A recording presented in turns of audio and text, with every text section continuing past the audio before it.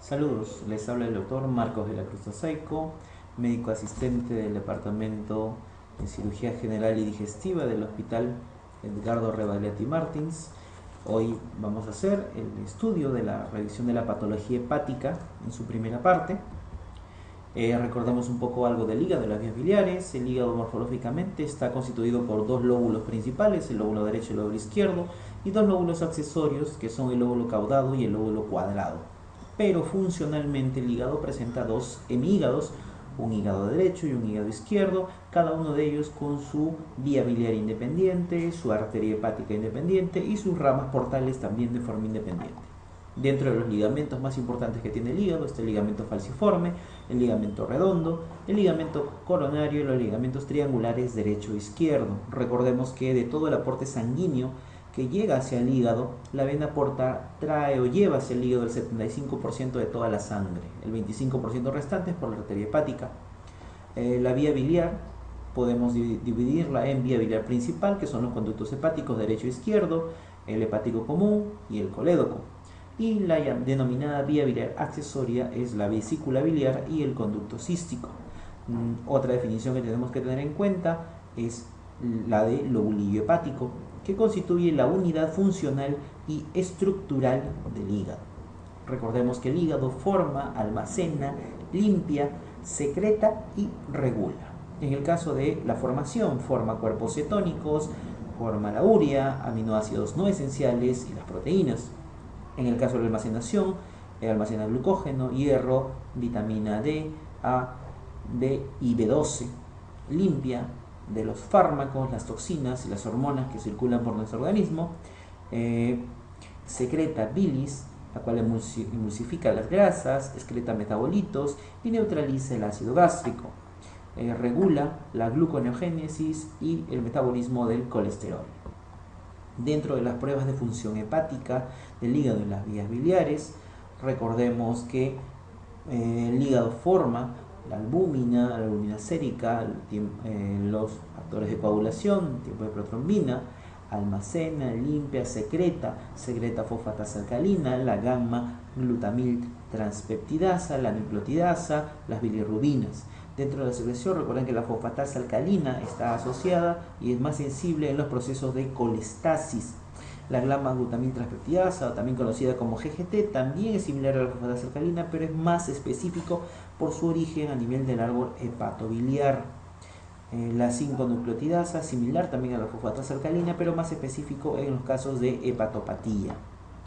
Recuerden que una forma de evaluar la integridad del parénquima hepático es a través de las transaminasas. Elevación de las transaminasas sugiere necrosis de los hepatocitos o de las células del parénquima hepático.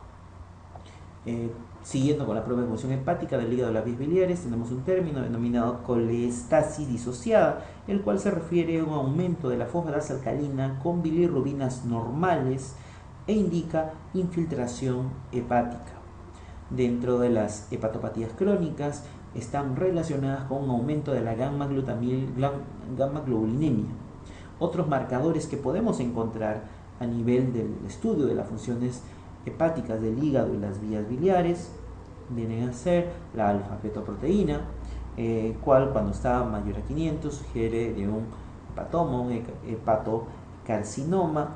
En el caso de la ferretina mayor a 1000 está asociado con hemocromatosis, la ceruloplasmina menor a 20 con la enfermedad de Wilson, la alfa-1 antitripsina con un déficit de la enfermedad de la alfa-1 antitripsina. ¿Sí? Recuerden que dentro de las hepatopatías crónicas el aumento de la gamma globulinemia de tipo IgG está asociado con hepatitis crónicas autoinmunes y poshepatitis. En el caso de la IgA está asociado con hepatopatía alcohólica y en el caso de la IgM con la cirrosis biliar primaria. Uno de los signos clínicos de afección de la función hepática viene a ser la ictericia. La bilirrubina la ictericia es evidenciable clínicamente cuando la bilirrubina se encuentra sobre los valores de 2.4. La mayoría está relacionada con la hemocateresis, la destrucción de las células sanguíneas que ya cumplieron su ciclo de vida. Cuando existe un predominio de la hiperbilirrubinemia de tipo indirecta o no conjugada, a la cabeza tenemos la hemólisis, la hipoluminemia, una captación hepática disminuida, como por ejemplo con el uso de fármacos de probenecid, rifampicina, una alteración en la conjugación disminuida, en los casos de los síndromes de Gilbert, Krieger-Najjar, y también está asociada o relacionada con la reabsorción de los hematomas. En el caso de la bilirrubinemia o hiperbilirrubinemia directa o conjugada, tenemos a la cabeza una alteración de la excreción hepática, por ejemplo en hepatopatías, Dubin-Johnson, rotor, o en los casos de obstrucción de la vía biliar, sobre todo la vía biliar extrahepática, como por ejemplo la coledocolitiasis. Dentro de las ictericias podemos tener varios tipos de enfermedades, por ejemplo el síndrome de Gilbert, el cual es una ictericia hereditaria autosómica dominante, que se considera la más frecuente de todos los síndromes de ictericias que se presentan en el paciente.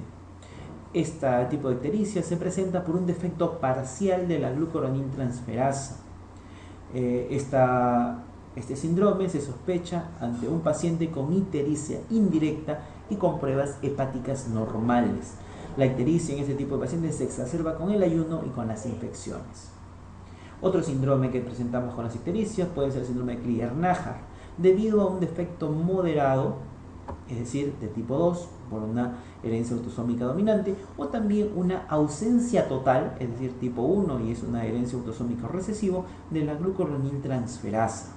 Tipo 1 es ausencia total de la glucuroniltransferasa. Un tipo 2 es un defecto moderado de esta glucuroniltransferasa. El tipo 1, autosómico recesivo, y el tipo 2, autosómico dominante. La forma más grave de este tipo de síndromes, el síndrome de Krieger-Najjar, es de tipo 1, el cual no responde al tratamiento con fenobarbital y el recién nacido puede cursar incluso con la muerte. Otro síndrome que tenemos en el caso de las ictericias es el síndrome de Dubin-Johnson. Es una ictericia hereditaria autosómica recesiva de predominio directo por alteración de la excreción, sobre todo en la etapa del transporte, con un pigmento melanoide en la biopsia hepática y un ascenso secundario en la prueba de bromosulftaleína. El último de los síndromes que es relacionado con las ictericias es el síndrome de Rotor, el cual también es una ictericia hereditaria de tipo autosómico recesivo de predominio directo por alteración de la excreción y sobre todo en la fase del almacenamiento, que presenta no captación en la prueba de bromosulftaleína. Como vemos, los síndromes de Gilbert y Krieger-Najjar es a predominio bilirrubinemia, hiperbilirrubinemia a predominio indirecto. En el cambio, en el caso del Dubin-Johnson y Rotor, es una ictericia a predominio directo. En el síndrome de Gilbert está asociado con una hiperbilirrubinemia indirecta con enzimas hepáticas normales. En el síndrome de Krieger-Najjar es un defecto moderado o total de la glucuroniltransferasa que no responde al fenobarbital. En el caso de las diferencias del síndrome de Dubin-Johnson y el síndrome de Rotor, recuerden que los dos tienen predominio de las bilirrubinas directas o conjugadas, pero ¿cuál es una característica importante para poder diferenciar las dos? Es la biopsia hepática. Existe pigmento melanoide en la biopsia hepática del síndrome de Dubin-Johnson, en cambio en el síndrome de Rotor no existe alteraciones en los pigmentos melanoides en la biopsia hepática.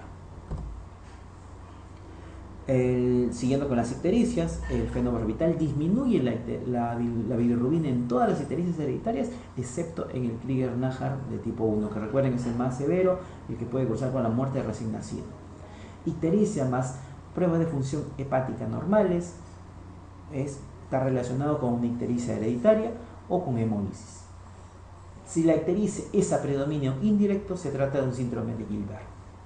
Si tenemos una ictericia con pruebas de función hepática anormales, fosfatasa alcalina elevada, GGT o gamma-glutamina peptidasa elevada, realizar una ecografía para valorar la posible causa extrahepática de este paciente, es decir, una vía biliar dilatada, presencia de cálculos a nivel de las vías biliares, sobre todo extrahepáticas.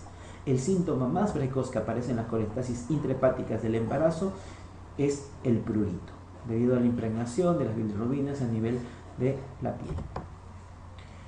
Una de las patologías frecuentemente asociadas y que afecta al hígado es la cirrosis. La cirrosis se define histológicamente por la presencia de fibrosis más nódulos de regeneración y células inflamatorias.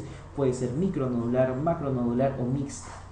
La causa más frecuente en nuestro medio es el alcohol o las infecciones por el virus de hepatitis B o C. Se consideran como virus cirrogénicos el virus de la hepatitis B, C y D. La insuficiencia cardíaca crónica produce la llamada cirrosis cardíaca, que tiene una apariencia macroscópica característica del hígado en nuez de moscada, definida por áreas rojas, es decir, áreas de congestión, y áreas pálidas, que son áreas o zonas fibróticas. En la clínica de los pacientes con cirrosis, si es que estos se encuentran compensados, la mayoría de ellos cursan asintomáticos o con síntomas inespecíficos. En cambio, cuando ya se manifiestan síntomas significativos, se presentan porque ya hay algún tipo de lesión hepática, es decir, alguna insuficiencia hepática o algún tipo de hiperestrogenismo. Asimismo, no solo están asociados a la lesión hepática de por sí, sino también por la hipertensión portal, en la cual nosotros encontramos esplenomegalia, ascitis y circulación colateral portosistémica. Se llaman estigmas cutáneos de hepatopatía crónica, por ejemplo, las arañas vasculares, a las telangiectasias a nivel malar, el eritema palmar, y en los alcohólicos además podemos encontrar hipertrofia parotidia y la contractura de Dupuytren, como se figura aquí en la imagen que tenemos en la diapositiva. Dentro de los estudios para valorar la función hepática o el grado de insuficiencia hepática en los pacientes cirróticos, tenemos la escala de Child-Pugh, el cual tiene distintos criterios, y una forma de recordar estos criterios es mediante esta mnemotecnia, la mnemotecnia beata. B corresponde a la bilirrubina, 1 punto si es que la bilirrubina está entre 1 y 1.9, 2 puntos si está entre 2 y 2.9, y 3 puntos si es mayor a 2.9 mg por decilitro. La letra T corresponde a la prolongación del tiempo de protrombina, 1 punto si es que está de 1 a 3, 2 puntos si es que va de 4 a 6 y 3 puntos si es mayor a 6. La primera letra A se correlaciona con la albúmina, 1 punto si es que la albúmina se encuentra mayor a 3.5, 2 puntos si es que está entre 8 y 3.4, 2.8 y 3.4 y 3 puntos si es menor a 2.8. La segunda letra A corresponde a la ascitis. Si es que no hay ascitis, 1 punto, si es que hay una ascitis leve, 2 puntos, si es que hay una ascitis moderada o severa, 3 puntos.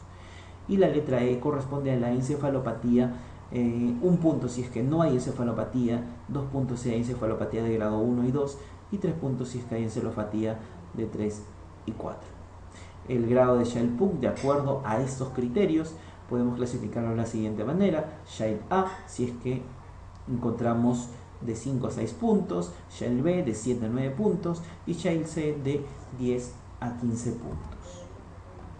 Dentro de la cirrosis debemos recordar que los datos característicos del laboratorio más característicos en la cirrosis es el aumento moderado de las transaminasas.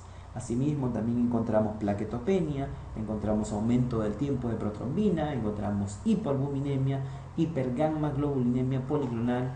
Son los datos laboratoriales más significativos en la cirrosis. La valoración del grado de insuficiencia hepatocelular precisamente lo hacemos con la escala de Child-Pugh, denominando el Child A, B o C.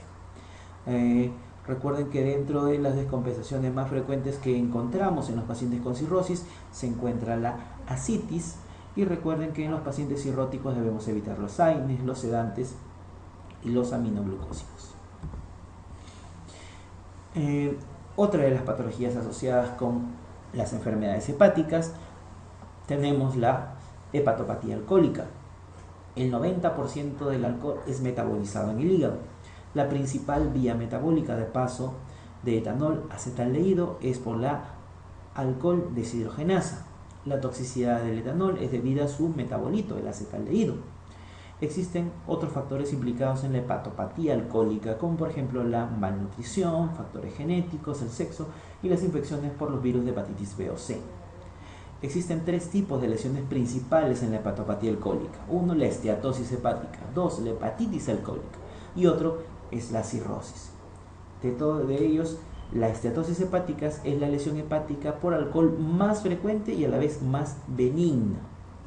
Es reversible, asintomática y se caracteriza por una hepatomegalia blanda. a diferencia de la hepatitis alcohólica, que además de la esteatosis hepática presenta necrosis hepatocelular, infiltrado inflamatorio con polimorfonucleares y cierto grado de fibrosis, principalmente localizados alrededor de la vena centrolobular, cursando o manifestándose como un síndrome pseudotumoral. Dentro de la hepatopatía alcohólica, recuerden que la cirrosis alcohólica o cirrosis de la ENEC es característicamente de tipo micronodular. Se denominan estigmas histológicos de daño alcohólico, por ejemplo la hialina de Mallory, la megamitocondria, células claras del alcohol. No son específicos de daño alcohólico. La hialina de Mallory puede verse también en obesidad mórbida, en diabetes mellitus, en bypass yeyuno-yeyuneal como tratamiento de la cirugía de obesidad o la enfermedad de Wilson. Una elevación de las transaminasas con un cociente de TGO-TGP mayor a 2 es sugestivo de etiología alcohólica. Son marcadores de alcoholismo la elevación de la GGT, gamma-glutamitraspeptidasa de forma aguda, o del volumen corpuscular medio elevado en la hepatopatía crónica. El síndrome de Siet consiste en una hepatopatía alcohólica más hemólisis más hiperlipemia. En las hepatitis alcohólicas graves con encefalopatía o hiperbilirrubinemia marcada son útiles los corticoides. Se denomina esteatohepatitis no alcohólica a una lesión anatomopatológica indistinguible de la hepatitis alcohólica, pero en pacientes no alcohólicos. Más bien, esta esteatohepatitis no alcohólica, sus causas corresponden principalmente a la obesidad y a la diabetes mellitus. Eso es lo que en gastroenterología se conoce como el NASH, esteatosis hepática no alcohólica. Las injurias hepáticas o los problemas, enfermedades hepáticas, sobre todo la cirrosis, cursan secundariamente con hipertensión portal, el cual corresponde a un aumento de la presión hidrostática del sistema portal, midiéndolo habitualmente haciendo una gradiente de presión de las venas subrahepáticas. Esta gradiente de presión de las venas subrahepáticas está definida de la siguiente manera: por la presión sanguínea enclavada menos la presión sanguínea libre. Si es que esta se encuentra mayor a 5 miligramos por 5 milímetros de mercurio, estamos hablando de una hipertensión portal. Si esta presión se encuentra mayor a 12, existe el riesgo de sangrado por varices esofágicas. La clasificación de la hipertensión portal podemos dividirla en tres: presinusoidal, posinusoidal o sinusoidal. En la presinusoidal tenemos una presión sanguínea libre y una presión sanguínea enclavada normales. Y aquí podemos tener dos tipos: una hipertensión portal presinusoidal prehepática, como por ejemplo una trombosis de la vena porta, y también una hipertensión portal presinusoidal intrahepática, por ejemplo esquistosomiasis o una hipertensión portal idiopática. En la hipertensión portal postsinusoidal, aquí encontramos una presión sanguínea libre y una presión sanguínea enclavada elevadas.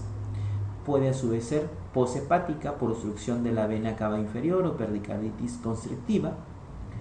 Una postsinusoidal intrahepática como trombosis de la vena suprahepática, es decir, el síndrome de Buchiari. Y también podemos tener a la hipertensión portal sinusoidal, es decir, la que afecta propiamente el parénquima hepático, los lobulillos hepáticos. En la hipertensión portal sinusoidal siempre es intrahepática, cursa con presión sanguínea libre normal y una presión sanguínea enclavada elevada, y es lo que clásicamente podemos definir como una cirrosis hepática. En esta imagen, como vemos, en la presinusoidal la presión sanguínea libre y presión sanguínea enclavada se encuentran de características normales. En la sinusoidal la presión sanguínea libre es normal y la presión sanguínea enclavada está aumentada, y en la postsinusoidal la presión sanguínea libre y la enclavada se encuentran incrementadas. Una forma de poder medir la presión sanguínea enclavada y la presión sanguínea libre es mediante el cateterismo de las venas suprahepáticas. Esta es una técnica indirecta de medida de presión portal basada en la cateterización por vía fluoroscópica de alguna de las venas suprahepáticas. Al ocluir la vena se registra la presión enclavada y al desocluirla se evidencia o se mide la presión libre. La diferencia entre ambas va a darnos el gradiente de perfusión de las venas suprahepáticas. y recordemos que si es que esta presión está mayor a 5 milímetros de mercurio, ya estaríamos hablando de una hipertensión portal, y mayor a 12 existe riesgo de sangrado de las varices esofágicas. Entonces aquí las tenemos. Se define hipertensión portal como una presión portal mayor a 10 milímetros de mercurio, o bien una gradiente de presión porta y la suprahepática superior a 6 milímetros de mercurio. Si esta gradiente es superior a 12, la hipertensión portal es grave y aparece en varices esofágicas y hay posibilidad de sangrado de las varices esofágicas. Como vemos aquí, el cuadro nos evidencia cuál es la historia natural de las varices esofágicas. Primero, hay un incremento de la presión a nivel de la vena porta, una gradiente de las venas hepáticas o suprahepáticas mayor a 10. Estas condicionan una formación de varices. La formación, esto a su vez se dilatan las varices esofágicas, se hace cada vez más delgada la pared de los vasos sanguíneos, y esto cuando encontramos una presión, un gradiente de presión de las venas hepáticas o suprahepáticas mayor a 12, hay riesgo de hemorragia de estas varices.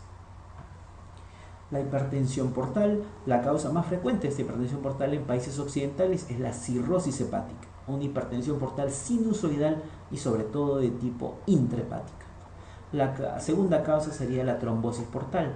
La esquistosomiasis como causa de hipertensión portal es frecuente en países de Sudamérica y el norte de África.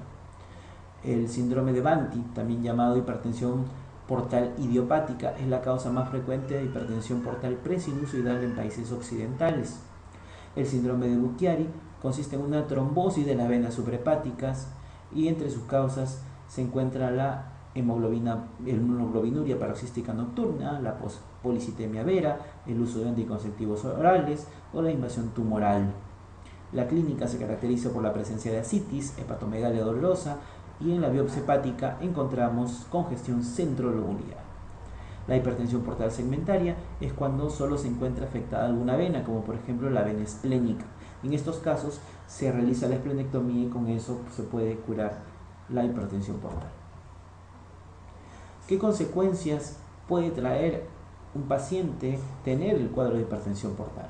Tenemos en él esplenomegalia, tenemos ascitis, circulación porlateral portosistémica, varices y encefalopatía hepática.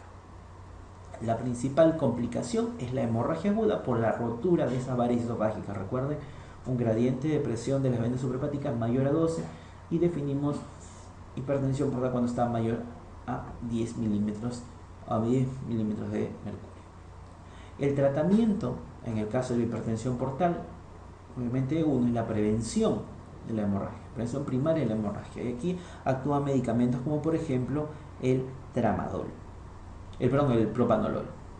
El segundo tratamiento para prevenir el resangrado, y usándolo también de forma escalonada, primero es el propanolol, luego podemos pasar a la escleroterapia más ligadura de las varices esofágicas, luego realizar un shunt portosistémico en los pacientes con Child-A, como por ejemplo la esplenectomía, la derivación portosistémica de tipo Warren. En el Child-B o C podemos realizar los TIPS o los trasplantes hepáticos. En el caso de los shunt a los cuales hemos hecho referencia, en el Child-A tenemos la derivación esplenorenal distal, también denominada selectiva, que es la de Warren, y otra es el Child-B o C o los TIPS. El TIPS se refiere a una derivación portosistémica en la cual se produce una comunicación entre las venas suprahepáticas y una de las ramas de la vena porta. Este procedimiento se hace por radiología intervencionista, se introduce un catéter por la vena yugular del lado derecho, pasa por la vena cava superior, vena cava inferior, se llega hasta el hígado y se canula una de las venas suprahepáticas, produciendo una comunicación con una de las ramas de la vena porta. De esa manera se disminuye la hipertensión portal, disminuye el volumen a través de las comunicaciones esofágicas o las varices esofágicas, y se puede reducir la posibilidad de sangrado varicial. Y otro es el trasplante hepático. Dentro del tratamiento también de las complicaciones de la hipertensión portal, ya cuando tenemos un paciente con una hemorragia aguda, Esta hemorragia aguda se produce por la rotura de las varices gastroesofágicas y el tratamiento escalonado sería de la siguiente manera: realizar una estabilización hemodinámica, el uso de vasos constrictores esplácnicos, como por ejemplo los análogos de somatostatina, glucrótide, realizar una escleroterapia o ligadura de las varices, un shunt, en el caso del Child A o Child B, un shunt portocava, o en el caso del Child C, realizar un TIPS, que constituye una derivación portosistémica transyugular, o la transección quirúrgica, como puede ser la cirugía de Romero Torres o las cirugías de Sugiura. En el caso de la hemorragia aguda, que descompensa rápidamente al paciente, se puede utilizar un taponamiento con la sonda de Secken-Stacken-Blackmore para comprimir las varices esofágicas, o la de Linton-Chalaskas, lo que corresponde a una compresión de las varices gástricas, sobre todo en los pacientes con hemorragias masivas que se encuentran a la espera de un tratamiento definitivo. En el caso de la hipertensión portal existen las derivaciones portosistémicas, las cuales disminuyen el riesgo de nueva hemorragia. En la mortalidad global, este tipo de pacientes, si se les realiza a los pacientes o no se realiza un procedimiento quirúrgico, la mortalidad es muy similar. Inclusive los operados tienen mayor morbimortalidad por encefalopatía o insuficiencia hepática. Las derivaciones portosistémicas que existen, estos procedimientos quirúrgicos que existen, pueden ser de dos tipos: no selectivos o selectivos. Se les llama no selectivos si es que descomprimen todo el territorio de la vena porta o del sistema portal, y se les denominan selectivos si descomprimen solo las varices, en este caso la derivación espleno-renal distal. Aquí tenemos múltiples procedimientos de derivaciones portosistémicas. Por ejemplo, la anastomosis portocava terminolateral, no selectivo; anastomosis portocava laterolateral, no selectivo; anastomosis mesocava, también no selectivo; y tenemos la anastomosis espleno-renal distal o derivación de Warren, el cual es el único procedimiento selectivo que existe dentro de las diferentes derivaciones portosistémicas. Recuerden esto: el único que es selectivo es la espleno-renal distal o espleno distal de Warren. Después todas las demás, portocava, laterolateral, terminolateral o mesocava, todas son selectivas. Existen discordancias en los resultados. Estudios prospectivos solo encuentran diferencias en la menor tasa de encefalopatía de las selectivas, y recuerden que la ascitis es una contraindicación de la derivación de Warren, derivación portosistémica de Warren.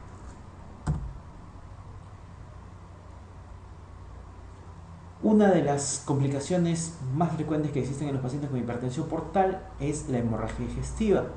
Recuerden ustedes que en este tipo de pacientes encontraremos trastorno de sensorio, shock de acuerdo al volumen de sangrado, notaremos hipotensión, melena o hematemesis. La hemorragia digestiva es toda pérdida de sangre intraluminal que tiene como origen el tubo digestivo. Recuerden que cuando tenemos un paciente con hemorragia digestiva alta puede ser estable o inestable. En el caso de que sea estable, vamos a ver la colocación de una sonda nasogástrica y ver el débito.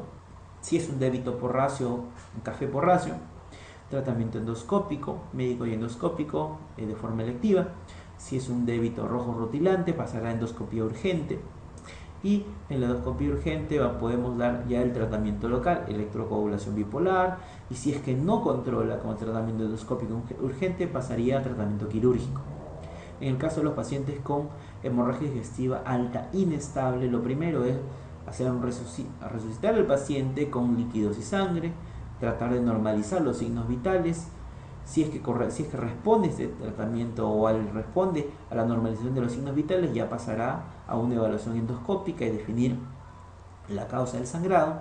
Pero si continúa inestable, el paciente pasa a una endoscopía urgente, y aquí tenemos que ver si se trata de varices o no son varices. Si no son varices, el tratamiento local con electrocoagulación bipolar, y si es que no controla, cirugía. Si es que la endoscopía nos revela varices esofágicas, podemos hacer electroterapia local y medicación con propanolol o el uso de octreotide. Acuérdense que la clasificación de la hemorragia digestiva de forma topográfica se divide en alta y baja, y recuerden que el punto de referencia es el ángulo de Treis. El ángulo de Treis hacia arriba, hemorragia digestiva alta; ángulo de Treis hacia abajo, hemorragia digestiva baja. La clasificación de la hemorragia digestiva podemos definirla en aguda, cuando es una hemorragia de gran cantidad e importante velocidad del sangrado.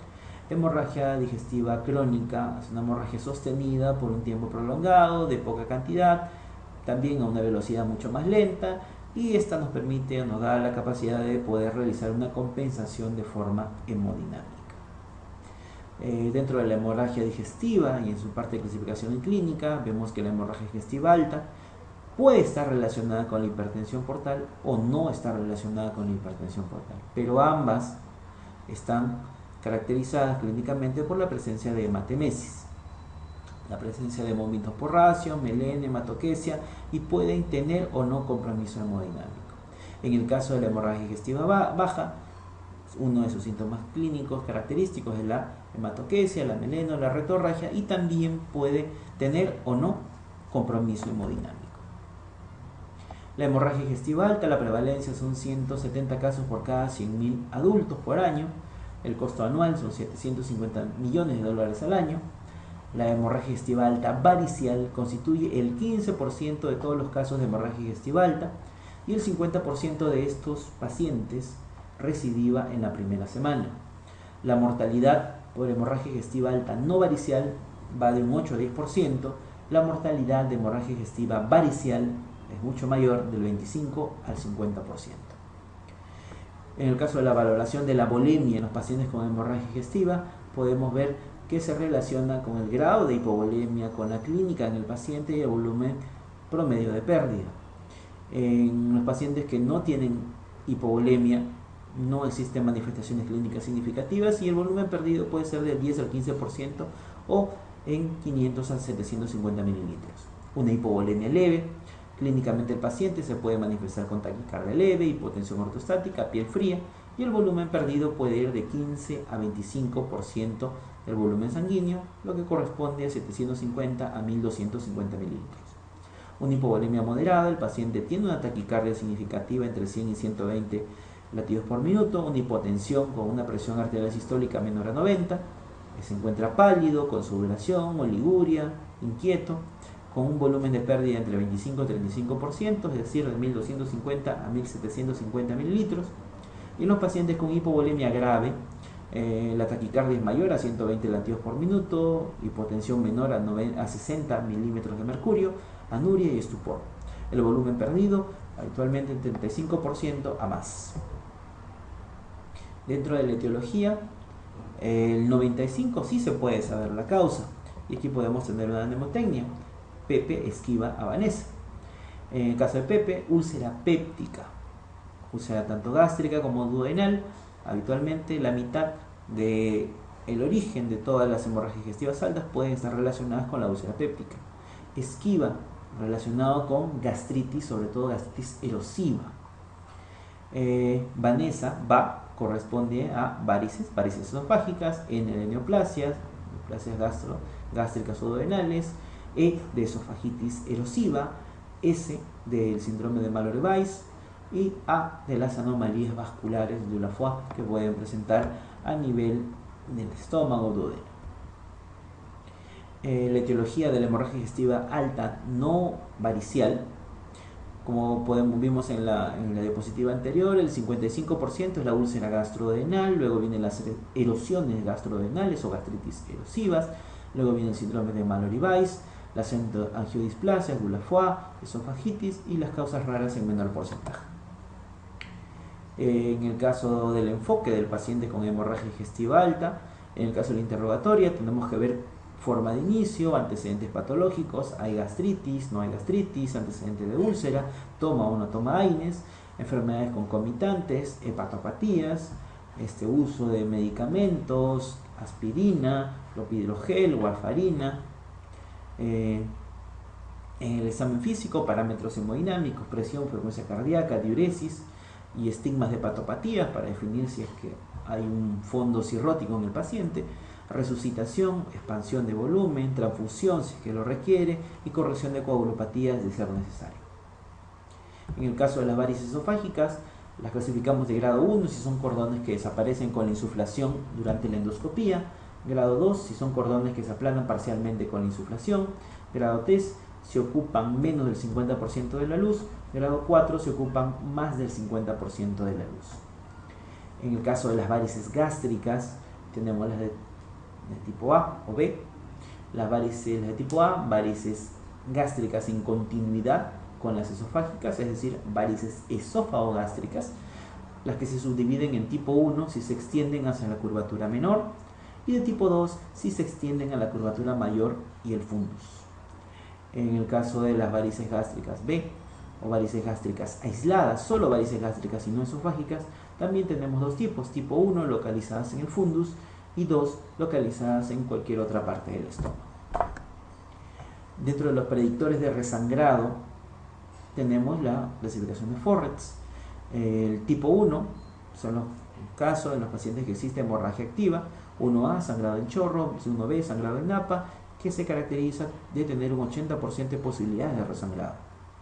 En el tipo 2 tenemos los estigmas de sangrado reciente, 2A vaso visible, 2B lesión con coágulo adherido, 2C manchas planas marrones en nicho ulceroso, tienen un 30 a 50% de recurrencia o de resangrado. El tipo 3 es el nicho ulceroso limpio. Nuevamente aquí tenemos la clasificación de Forrest: 1 sangrado activo, 1A en chorro, sangrado pulsátil, B sangrado en napa. Riesgo de resangrado 55%, mortalidad 11%. Forrest 2, estigmas de sangrado, 2A vaso visible, 2B coágulo adherido, 2C mancha pigmentaria. En el 2A, riesgo de resangrado 43%, mortalidad 11%. 2B, riesgo de resangrado 22%, mortalidad 7%. 2C, riesgo de resangrado 10% y mortalidad 3%. Y en el caso del Forrest 3, no hay estigmas de sangrado, hay una base limpia, riesgo de resangrado 5%, mortalidad 2%. ¿Sí? En el caso de la hemorragia digestiva alta, la evolución, si es una hemorragia digestiva no varicial, no varicosa, en aproximadamente el 85 al 90% se autolimita. En cambio, en 10 a 15% puede persistir el sangrado o hay recidiva del sangrado inicial.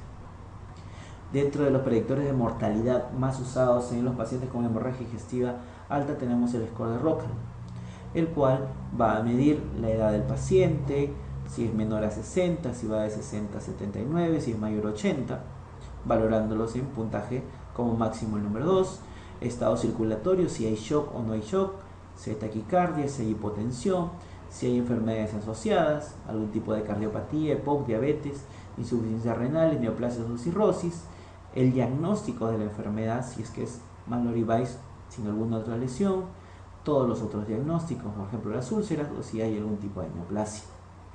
Asimismo, si existen o no signos de sangrado reciente, si hay o no signos de sangrado reciente, y si hay sangre fresca en el estómago o la clasificación de Forrest. En el caso del riesgo bajo, que serían de 0 a 2 puntos, la recidiva es de 5% y la mortalidad 0.1%. En el caso de los pacientes con riesgo alto, tienen una recidiva del 25% y una mortalidad del 17%.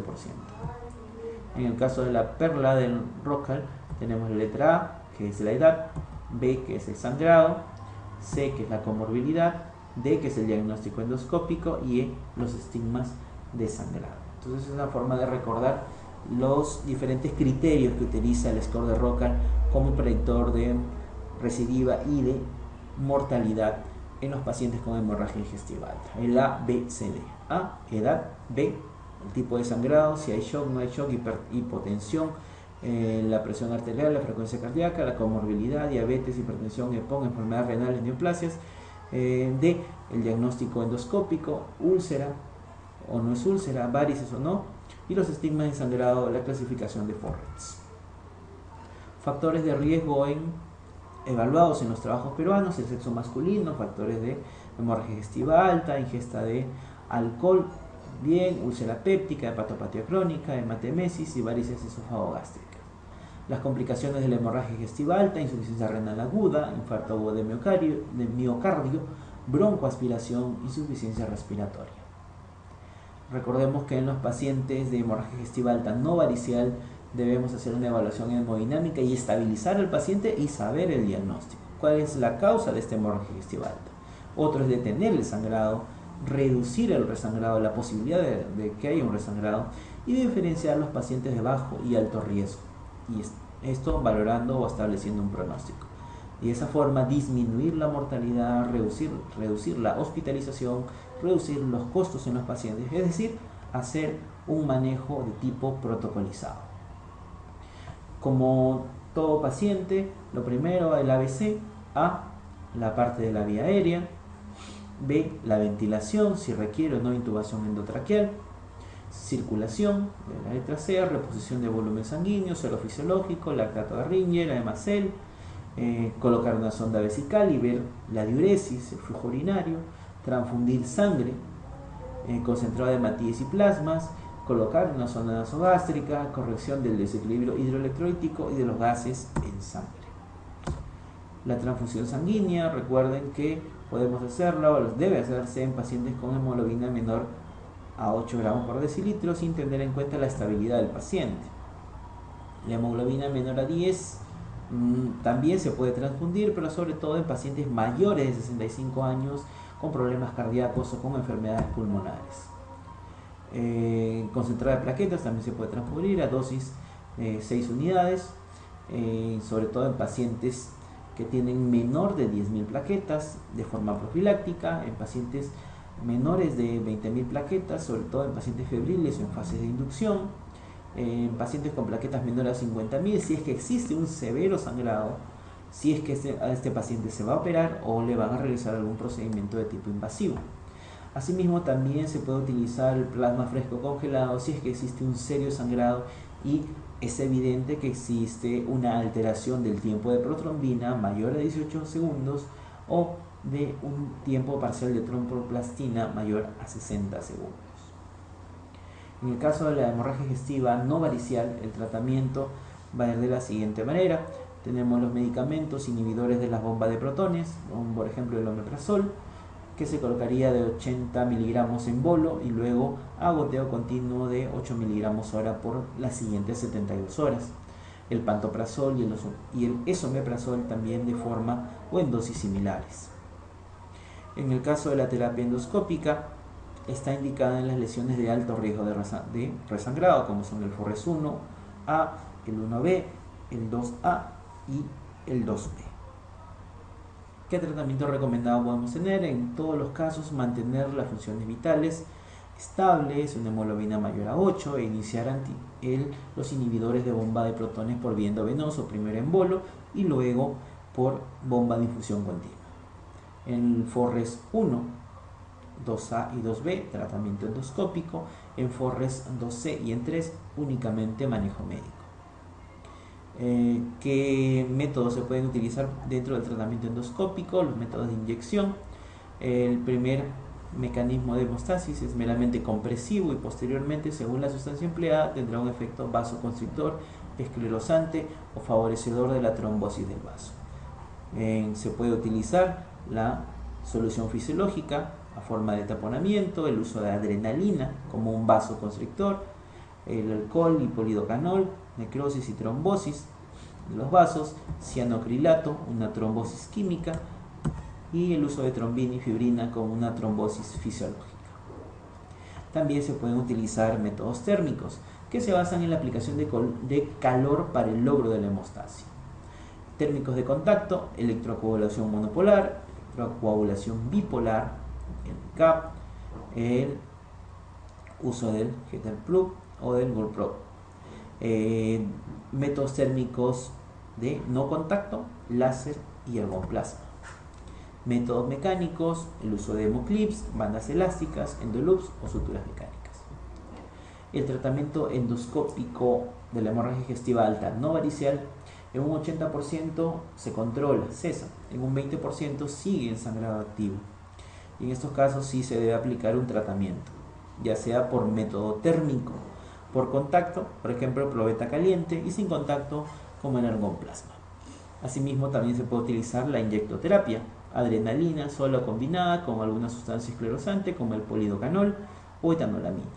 O también hacer el uso de método mecánico, hemoclips o endoligaduras. Recuerden que asociar el método térmico y la inyectoterapia son las que generan mejores resultados.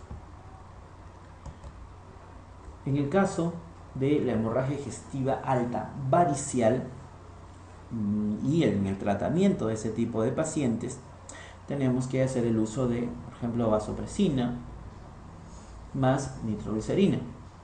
La vasopresina, goteo continuo, y nitroglicerina haciendo el uso de parches.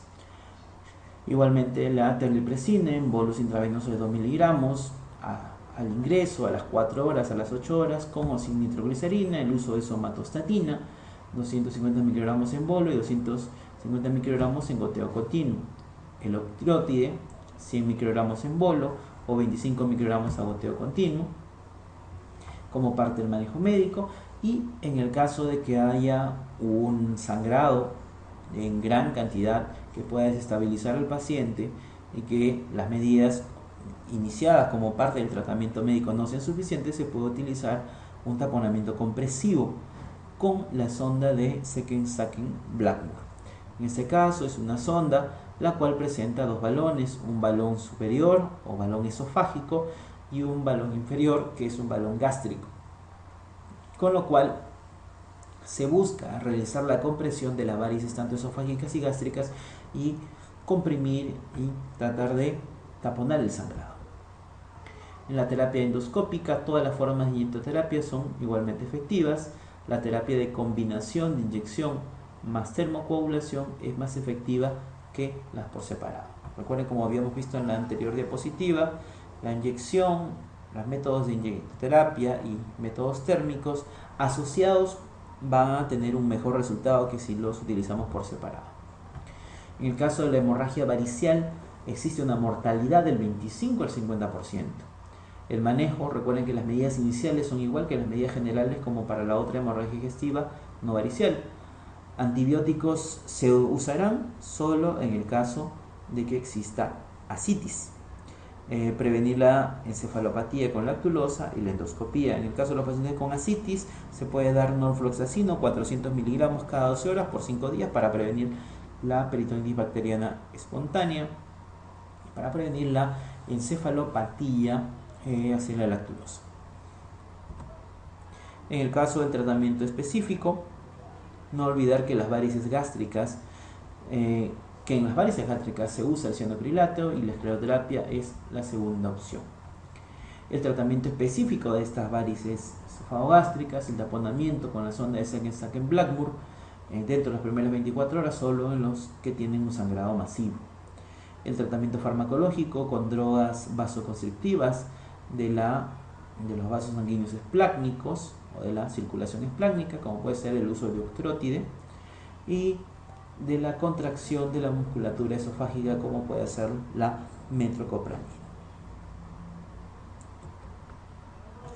Dentro de la farmacoterapia utilizada para la hemorragia digestiva y la hipertensión portal, encontramos en el caso del sangrado agudo el uso de octrótide 25 a 50 microgramos por hora, y posterior al sangrado el uso de propanolol de 40 a 80 miligramos día, más la ligadura endoscópica de las varices esofágicas. En el caso de la prevención primaria, solo con el uso de propanolol.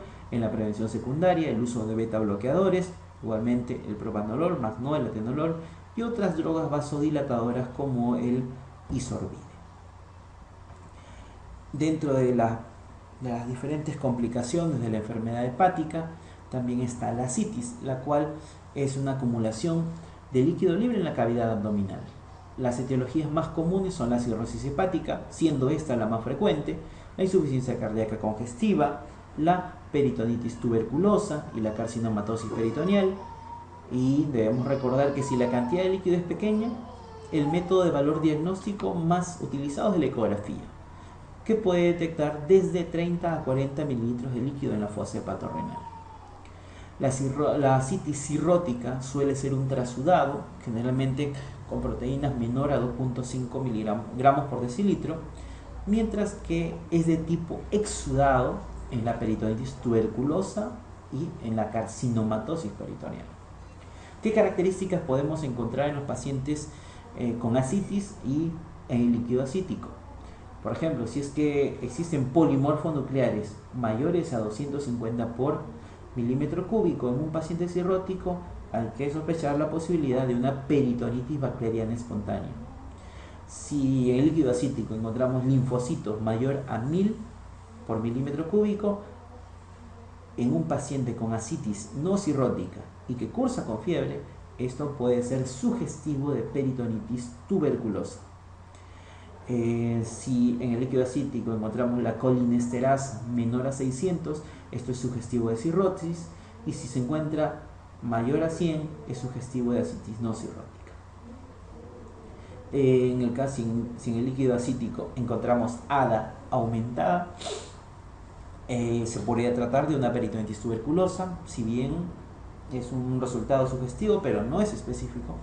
Y si encontramos amilasa aumentada en el líquido ascítico, esto podría estar asociado con una ascitis pancreática.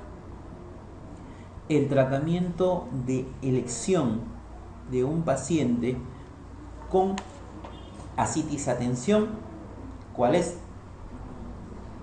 Dieta hiposódica más restricción hídrica, no.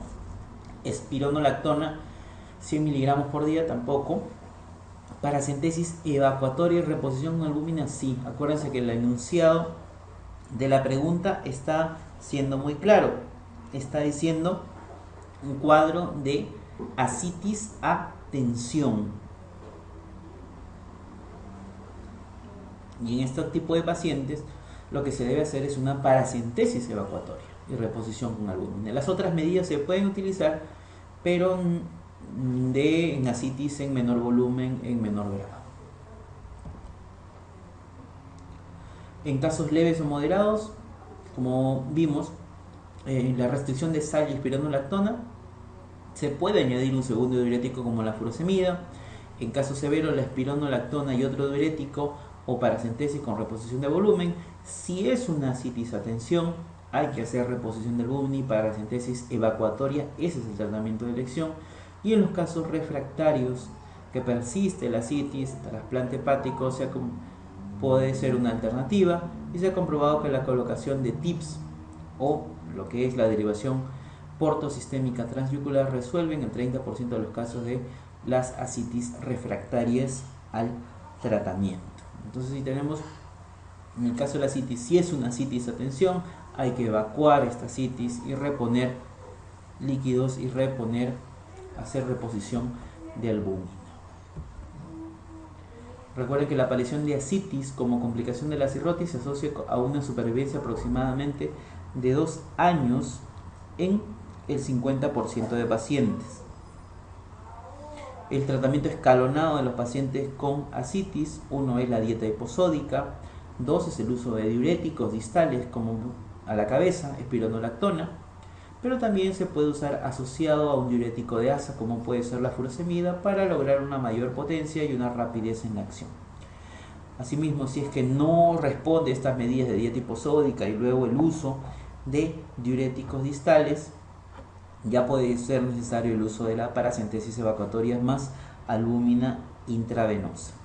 Esta constituye una alternativa o un complemento al tratamiento diurético. En el caso de la ascitis, el shunt de Leven, es decir, una anastomosis peritoneo-venosa, está indicado en las ascitis refractarias. El síndrome hepatorrenal o insuficiencia renal funcional es una insuficiencia renal en un cirrótico que cursa con hiponatremia, habitualmente sodio menor a 120 ml por litro, sodio urinario bajo, menor a 10, más sedimento urinario normal, más falta de respuesta a una sobrecarga hídrica.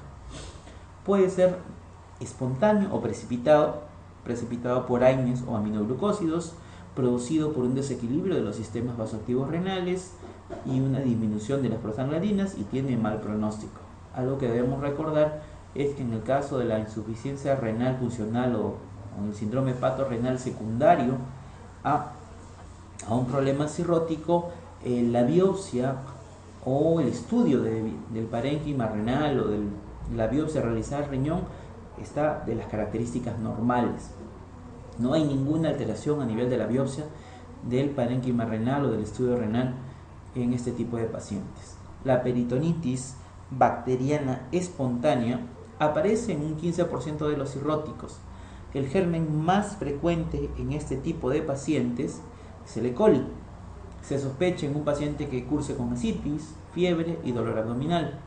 Se confirma el diagnóstico con un estudio de líquido acítico con polimorfos nucleares mayor a 250 milímetros cúbicos. En la ascitis, el tratamiento de elección es la cefotaxima de forma intravenosa o ceftriaxona endovenosa.